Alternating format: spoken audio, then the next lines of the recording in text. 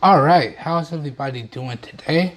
I'm back again with another video for you guys and gals, and what I wanted to do today was just have a dedicated camera video. So today in this video, we're going to talk about the camera interface. I'm going to go over all of the camera features, and then I'm going to provide you guys with photo samples and video samples. And for your guys' convenience, everything will be time coded. So the first part will be just the camera interface, and then I'll go ahead and time code when the photo samples start, and I'll go ahead and time code when the video samples start. So without further ado, let's jump into this video. Now, when we're talking about the cameras, there's actually a few ways you can get into the camera here. You can swipe in from the shortcut on the lock screen, or you can double press the power button even when the screen is off to launch into the cameras. But for the sake of this video, we're just going to tap and tap on the camera icon, and then we're brought to the main camera interface here. And you can see across the top, we have a shortcut button to switch to our front facing camera. We have a button to full size the screen and get rid of the black borders. So you can see if I tap that, now we're in full screen and there's no black borders. So if you don't like the black borders, you tap that button, you're good to go.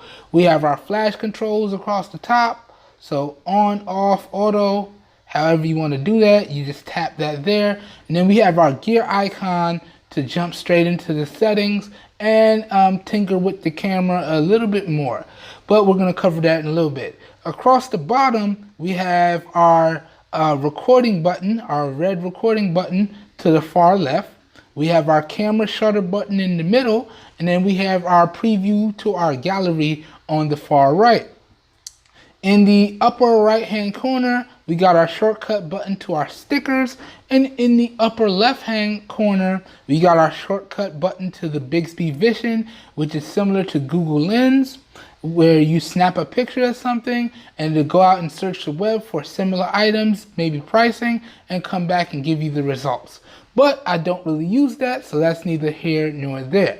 Now, to get to more of your modes, you just simply swipe to the left, and you can see we have access to all of our other camera modes here. So we got auto mode, which is what it comes on by default. We got pro mode, which is indeed a true pro mode. So you can go ahead and tinker around with stuff like the ISO, the white balance, the shutter speed, the focusing, so on and so forth. And this will also work in video as well. So that's a nice touch. And then we got our dual camera mode. Now I downloaded this wasn't on here by default, and what dual camera mode does is it lets you either take a photo or take a video using both cameras at the same time. And that really is one of my favorite features for Samsung devices, because y'all just don't know how useful that is. We're going to talk about that a little bit more in a little bit. Then moving on down, we got panorama mode.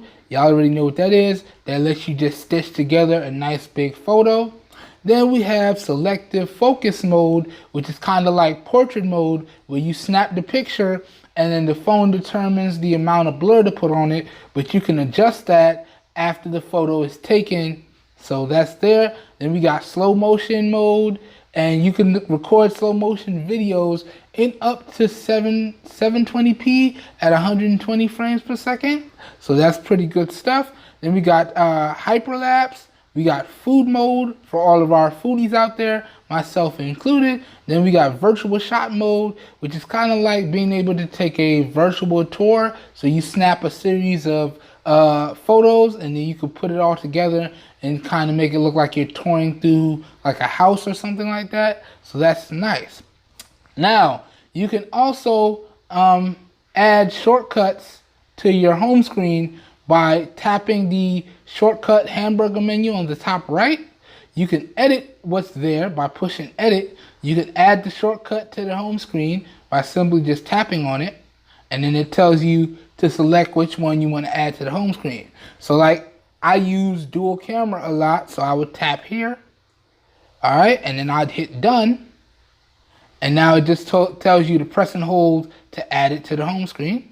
So and I've added it onto the home screen. Now it made a folder by mistake, and now if I just want to quickly launch into that, I just tap that and it takes me straight into dual camera mode. So that's how that works. Now let's go back to the regular camera there. And again, you can go ahead and add or remove shortcuts to your heart's content. Now when you add something, it takes you to the Samsung App Store where you could download different things. But for me, I just stick with what I use. So all I added was the dual camera functionality there. So that's how you access all of your modes. Now swiping home and swiping to the far right here, show you while I'm actually still in dual camera mode, we gotta go back to auto, and swiping to the far right, we have access to our filters, some editing controls, some night modes, and access to our stickers right here. But you see, I haven't downloaded any, so I'd have to download some, but I don't really like stickers, so I just pretty much leave that alone. And that pretty much goes over the general interface of the camera interface for the Samsung Galaxy S8. Now let's dive a little bit deeper into settings. So if you come up here and you hit the gear icon in the upper right hand corner, now we're into the main camera settings where you can adjust a few things. All right, now by default you can see how it's laid out. So you start with your rear facing camera settings, then you have your front facing camera settings, and then as you scroll down you have a few other things you can do, but we're going to get to that in a second here. So starting off with the rear facing camera, this is how you can verify what your actual camera megapixel count is. So if I tap on picture size here, you can see that it is indeed a 12 megapixel sensor, but to take full advantage of all 12 megapixels, I'm stuck recording or shooting photos in a 4:3 aspect ratio, so it's going to be a little letterboxy. Now for me, I'm a big fan of the 18:9 and the 16:9, but you can see in order for me to shoot in those modes, I have to take a downgrade in megapixel count to 9.1 megapixels and 7.9 megapixels respectively, okay? So you guys really have to figure out, play with it, figure out which one you like more, which one you want to take advantage of. But you can see you got a variety of different ways you can shoot photos, and the same thing goes for the videos as well. And we do have RAW support. So for those of you who don't know, RAW support gives you the ability to capture a flat image which you can export to anything you would like later on to edit your image.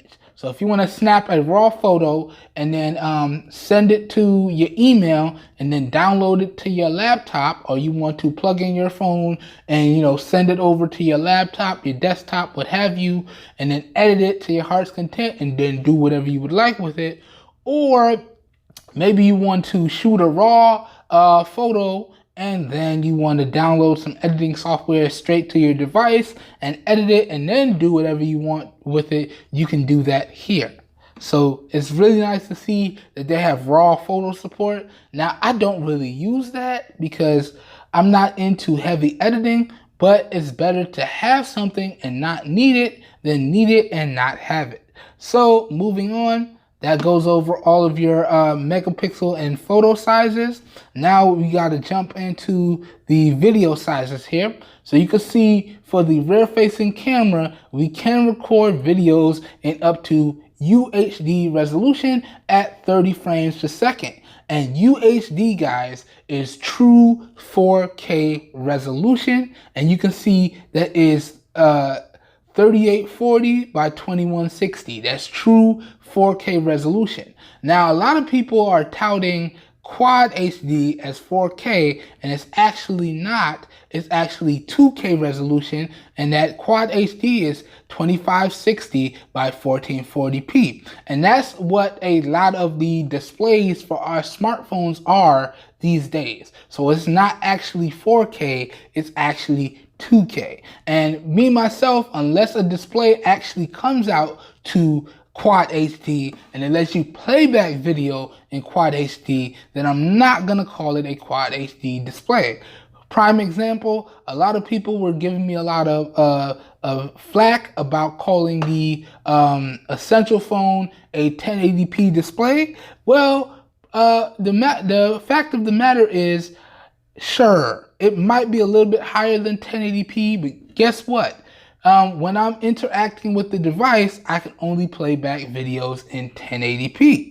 Okay, even if I record a 2K video with the cameras, I can only play it back in 1080p. So that's why I call it a 1080p display. And it wasn't even a true Quad HD display because the resolution was a little bit off. But moving on, I digress. So we have Ultra HD 4K, we have Quad HD 2K, we got 1080p 60, we got 1080p 30, we got 1080p 30 in the 18:9 aspect ratio, we got the 1:1 aspect ratio, we got the 720p, and we got the 480p. Now, some things that I want to point out for you guys. After you go up past into 1080p 60, you're going to lose a bit of functionality and you're going to get some limit recording restrictions imposed on you. Okay, so in particular, I think for 1080p 60, I believe it's 10 minutes.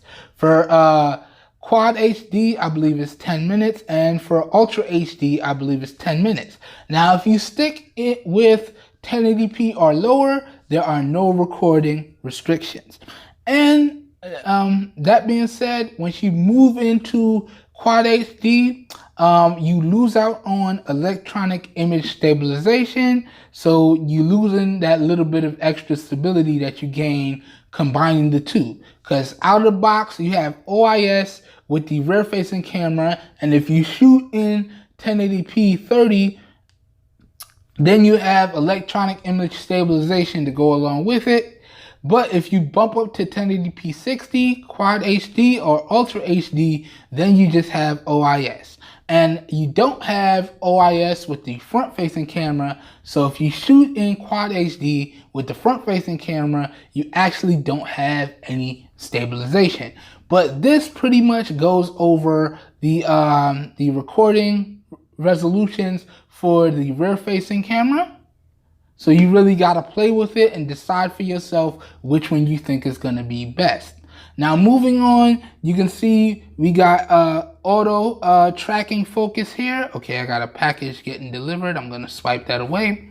So you can see we got auto tracking here. So it'll track any object it sees on the screen. We got shape correction, so the camera software will try to correct any mistakes that it sees in the image after you've taken the shot. We have a timer here, so you got 2 seconds, you got 5 seconds, you got 10 seconds, or you could turn it off.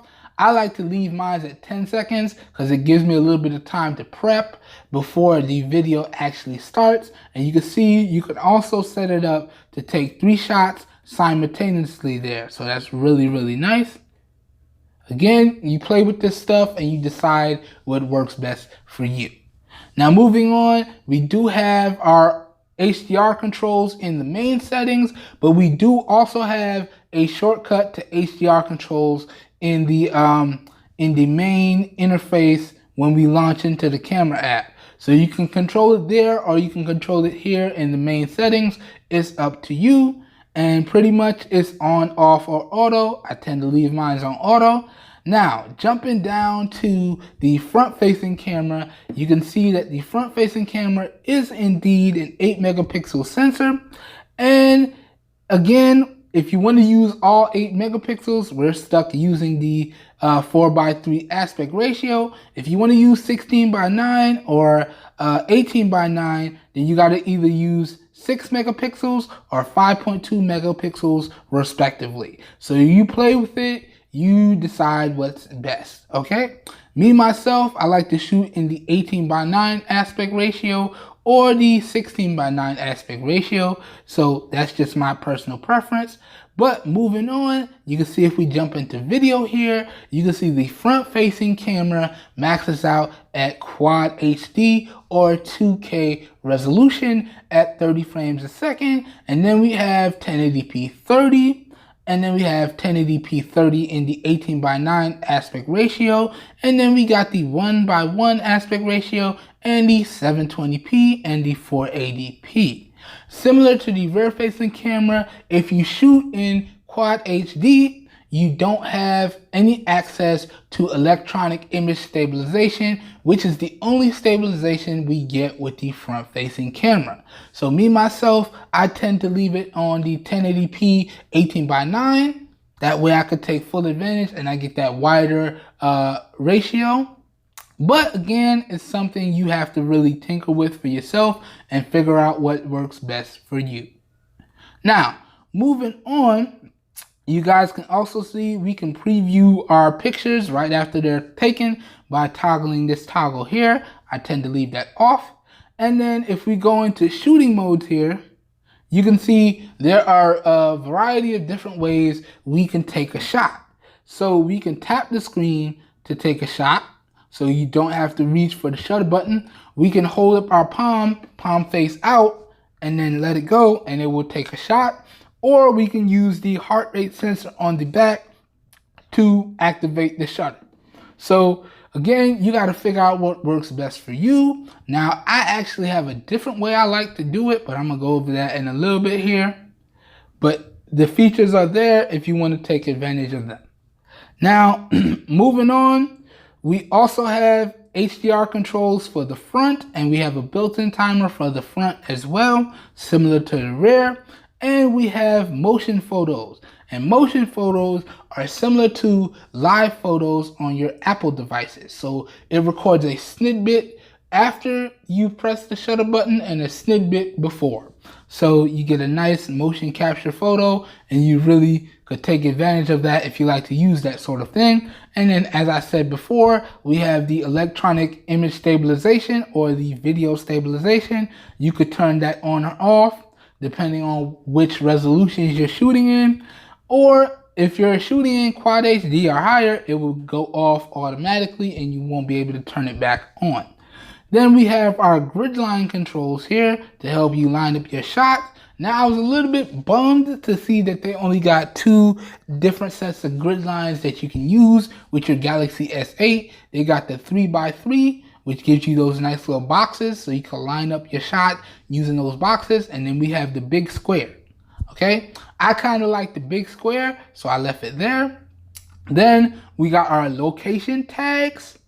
And a neat thing about the location tags is if you turn them on, then it's easier for you to sort your photos in the gallery.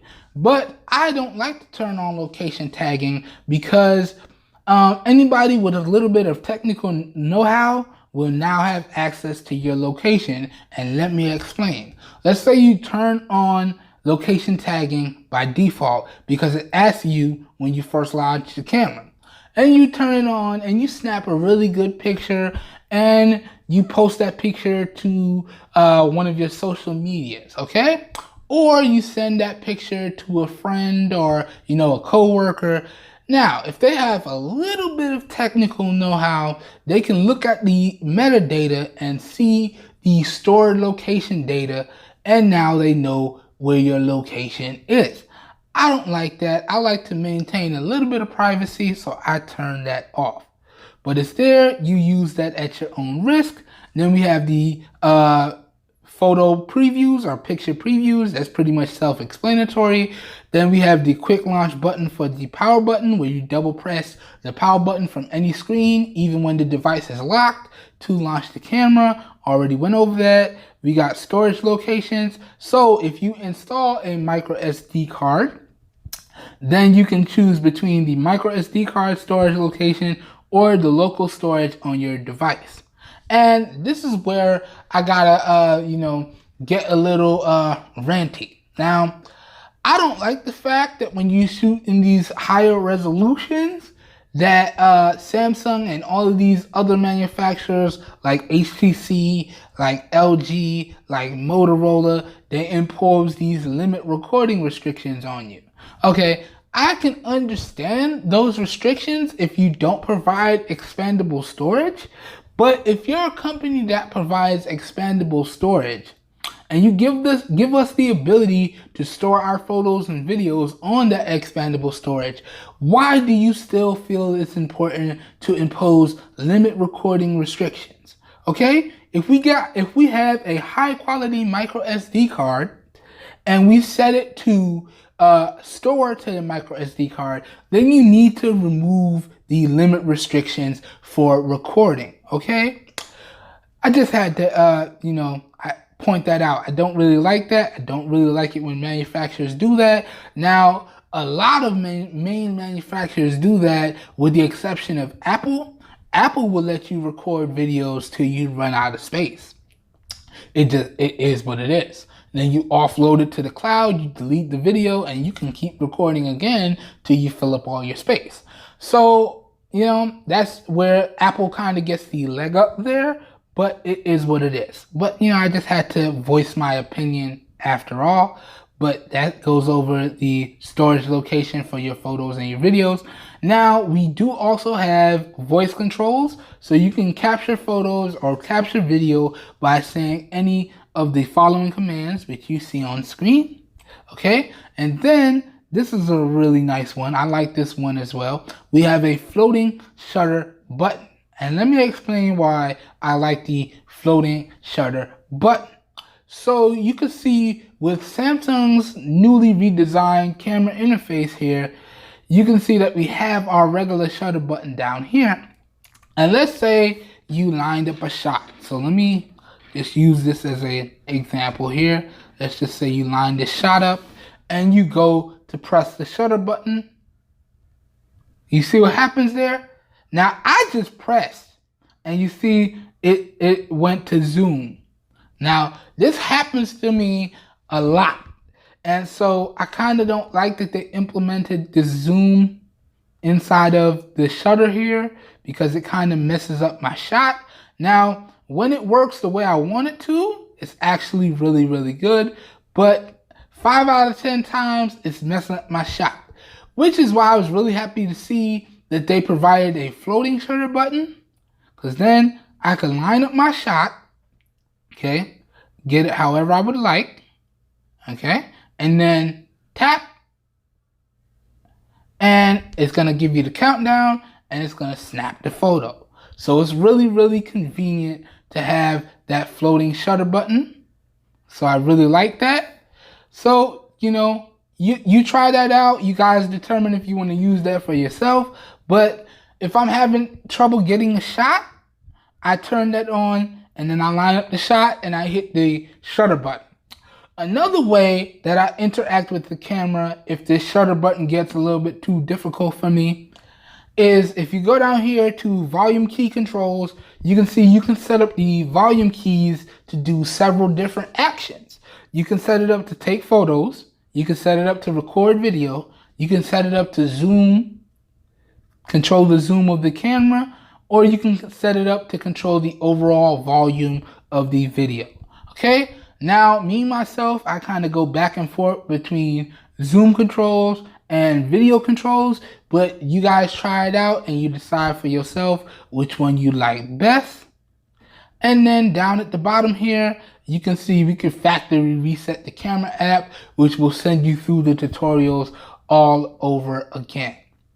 All right, guys. So that pretty much does it for this walkthrough of the camera app and the camera interface on the Samsung Galaxy S8. I hope you guys enjoyed the video. Stay tuned now because I'll be cutting in photo samples and then cutting in video samples directly after that. Please don't forget, if you do enjoy this video or find it helpful in any way, shape, form, or fashion, please help your boy out and give the video a thumbs up. That really does help me out. You don't know how much. If you want to see more videos like this, please feel free to hit the subscribe button down below and click off the notification bell icon right next to it so you get notified when I post new videos.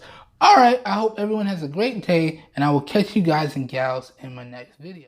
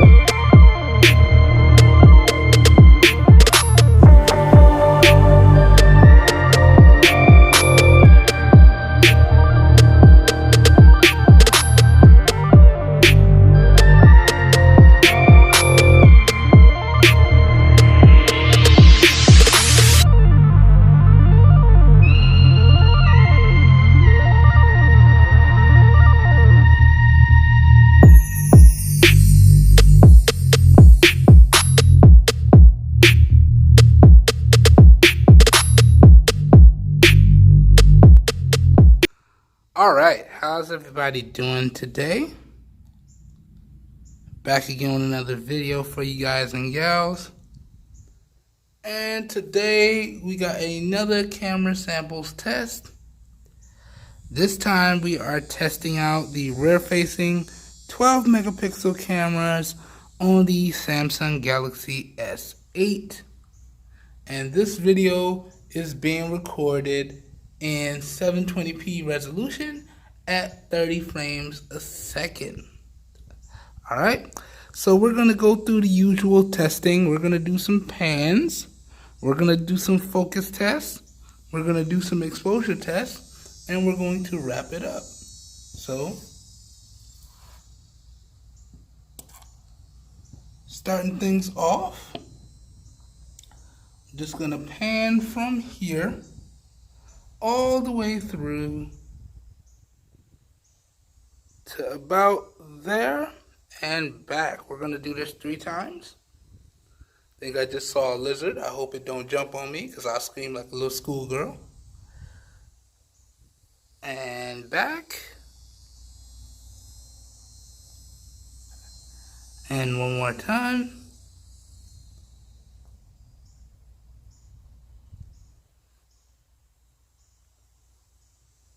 All right. Now we're just going to check the exposure. So we're going to pan down to the ground here.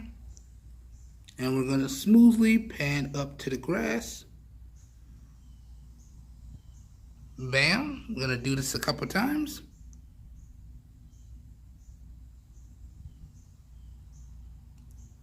Bam.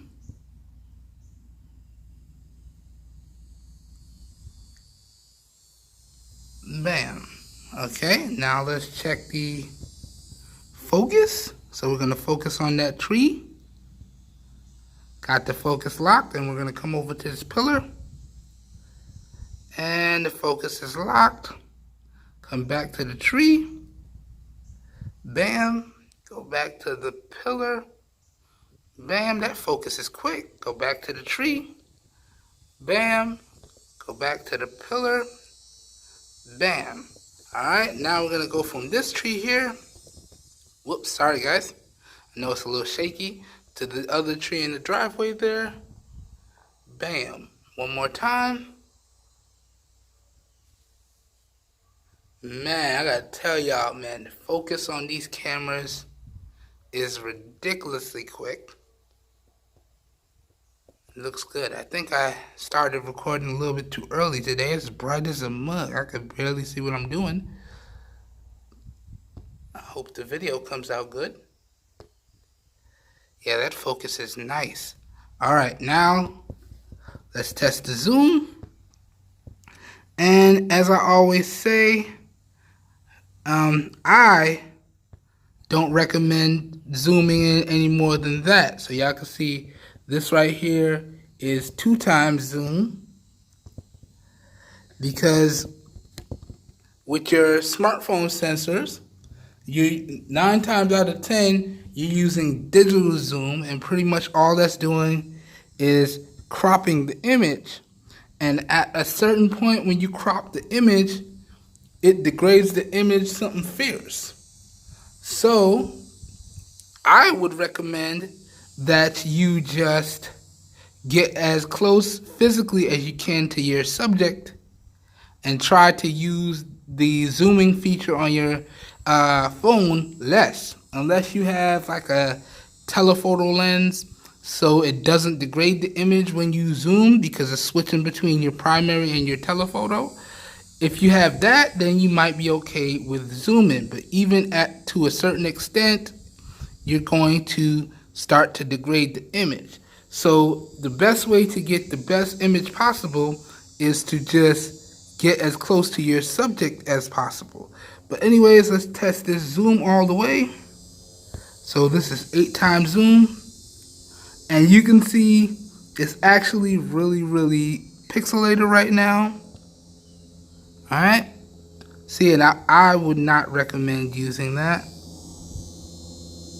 Even if we go to the pillar here, you can make it out. It's got some detail, but nah. Zoom back out now. Alright, so we're back to normal here. And as always, you can take photos while in video. So that's always nice. And you could do that with the front or the rear facing camera. So that is good stuff there. Alright, I think that pretty much does it for this camera sample test. Again, this was testing out the 12 megapixel rear firing camera on the Samsung Galaxy S8. And this one was recorded in 720p resolution at 30 frames a second. Now when it comes to these tests for the S8, I'm only going to do 3. Even though I'll have a dedicated video going over everything, I'm only going to test 3 different resolutions. I'm going to test the 720p, which is what you see here. You're going to get that front and rear. I'm going to test the 1080p in the 18:9 because that's one of my favorites. You're going to see that one front and rear. And I'm going to test the Quad HD, and y'all will see samples of that front and rear as well. So that pretty much does it for this video. As always, please let me know what y'all think of the overall quality of the video, how it looks, how the audio sounds down below in the comments. I hope everyone has a great day, and I will catch you guys and gals in the next video. Peace, everyone. Alright, how's everybody doing today? Back again with another video test for you guys. This time we're indoors, and we're testing out the front-facing 8 megapixel camera on the Samsung Galaxy S8. This particular video is being recorded at 720p at 30 frames a second, and in particular there's one light source, and it's coming from directly behind me. It's the window behind me here, and so we're just gonna record a really quick video clip here. And I gotta say, these cameras are doing really good. So you guys do me a favor and let me know how the overall video quality looks and how the audio sounds down below in the comments. Again, there are no external microphones hooked up, and this whole video is being recorded handheld. So no tripods, no none of that, no video rig, nothing. So please let me know what you guys think down below in the comments, and I will catch you guys and gals in the next video. Peace, everybody. Alrighty, so we're back in, and right here what I have for everyone is another rear facing camera samples test of the 12 megapixel sensor on the Samsung Galaxy S8. This time we're recording at 1080p, 30 frames a second in the 18:9 aspect ratio. So really good stuff. So we're going to redo the same test. We're at location number 2 here, out by the pool. And we're just going to do some pans. We're going to do some focus tests. We're going to do some exposure tests. And then we're going to wrap it up. So starting off, we're going to pan from here, the flowers, all the way through to the edge of the pool, right there. Alright, and back. We're going to do this 3 times. So that's 1. Alright. That's 2. Okay. And that's 3 right there. Now, I do want to apologize because the pool pump and heater is set to come on in a few minutes here. So if that starts up and the audio gets a little bit worse, I apologize for that, but it is what it is. Anyway, we did our pans. So now let's do some focus testing. So let's focus on those balls in the pool. And then we're going to take it over to the tree right here. Right? Back to the balls. It's kind of funny. I know. I'm a little bit immature. Back to the plants. Back to the ball. Back to the plants. Man, these cameras are doing a great job. Now, I did notice that when I'm zoomed in, there's a little bit of a jello-y, like bouncy effect. Only when I zoom in to a certain extent.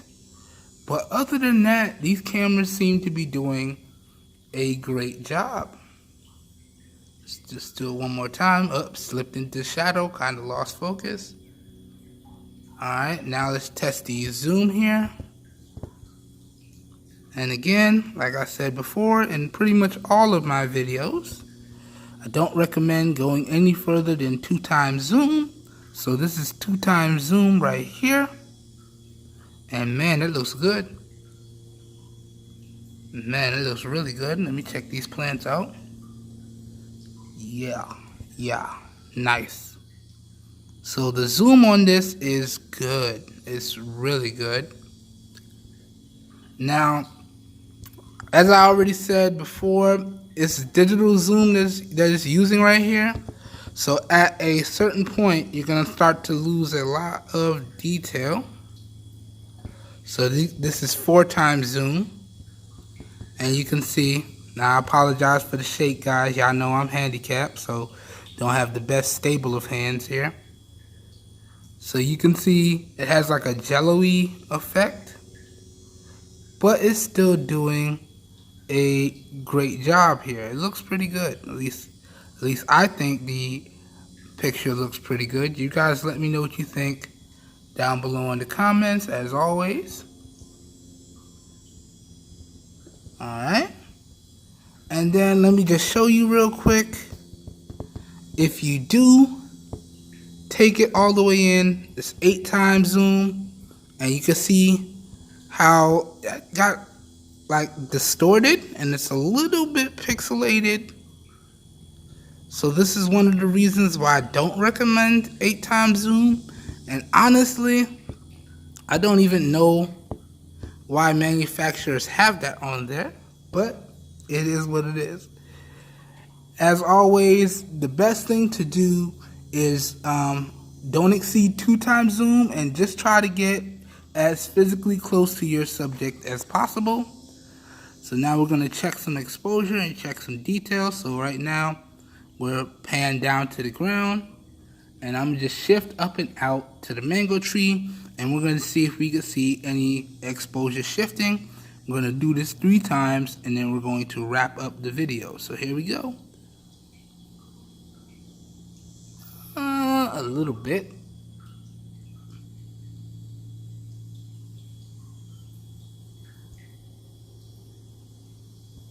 That one was better. So not too much. Not too much at all. Alright, I hope you guys and gals enjoyed this real quick camera samples test, or I tried to make it as quick as possible. I apologize if it got a little long. And as I said before, please let me know what you think of the video down below in the comments. Alright, I will catch you guys and gals in the next video. Peace, everyone. Alright, how's everybody doing today? Back again with another video for you guys and gals. And today, what I have for you guys is another camera samples test. This time, we're testing out the front-facing 8 megapixel sensor on the Samsung Galaxy S8.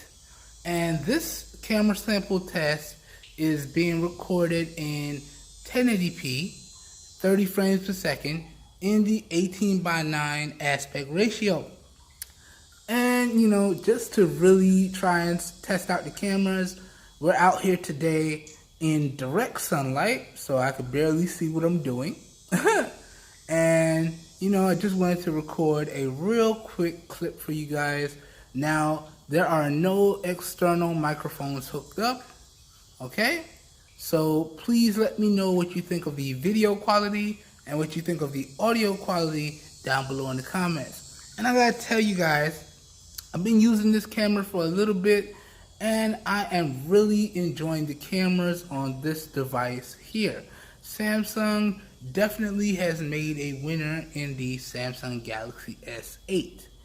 Alright, that's enough of that. Don't want to make this too long. I'll catch you guys and gals in the next video. Peace, everyone. Super close up as I stop the camera. Okay, how's everybody doing today?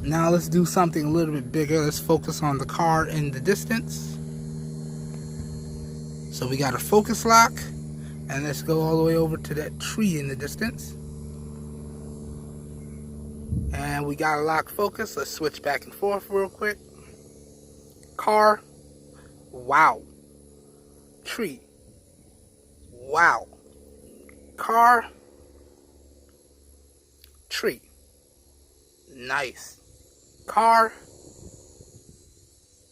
Tree. Okay. Now let's check the exposure. So we're just going to pan down to the ground here.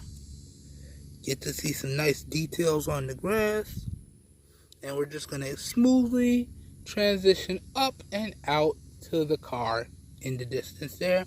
And what you're looking for here is some exposure swinging. You're going to see if it swings aggressively and gives you a lot of clipping, or it blows out some highlights, or if it does it very smoothly with a nice transition. Really what we want is very smoothly with a nice transition. That's the good stuff there. So coming up, coming over. Wow, that was insanely seamless. Try this one more time. Coming up and coming over. Nicely done. Let's try it from here. So we're down and we just pan up and pan over. Yeah, still very good. Alright, gotta make this video quick because at Quad HD, at UHD, at 1080p 60, we have limit restrictions. So let's quickly test the zoom and then we'll wrap it up. So let's zoom in to about 2 times. Right about there. And you guys can see that looks insanely good. Insanely good, sorry. Shake your hands, guys. I apologize. You're getting a lot of detail there. And if my hands were steadier, you wouldn't get as much shake. I apologize. Let's go over to this mangoes here. And the mangoes look good. They're still green, so they're not ready to pull off yet, but it looks good. Getting lots of detail in there. Whew. Yeah. Yeah. Alright, now let's take it up to maximum zoom. And again, I don't recommend doing this, but for those of you who want to see what it looks like, there's maximum zoom. Oh man, my badge fell off. Oh well, a car's a car.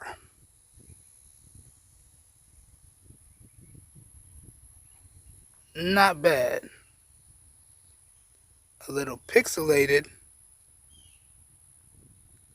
Very pixelated. But I don't know why you would ever want to use it like this, but to each his own. I mean, look at that mango. You can't even make out that it's a mango. But there you go. 8 times zoom. Let's bring it back to center here, and let's zoom it out. Alright, so this has been the final camera samples test. Again, testing out the 12 megapixel rear facing camera on the Samsung Galaxy S8.